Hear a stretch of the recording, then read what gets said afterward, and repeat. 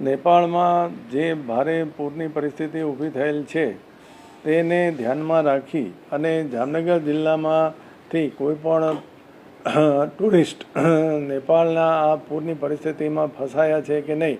તેની માહિતી મેળવવા માટે જામનગર જિલ્લા વહીવટીતંત્ર દ્વારા ટોલ ફ્રી નંબર જાહેર કરવામાં આવેલો છે, જે નંબર છે 0288 25 53 404।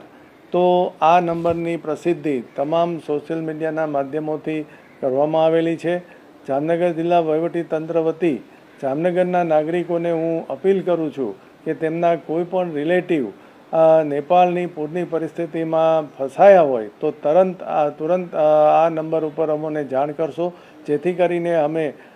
સ્ટેટ અને નેશનલ લેવલે જાણ કરી અને એમના રિલેટિવ માટેની જરૂરી કાર્યવાહી કરવામાં આવશે। હાલમાં આરટીઓ દ્વારા પણ તમામ ટૂર ઓપરેટરોને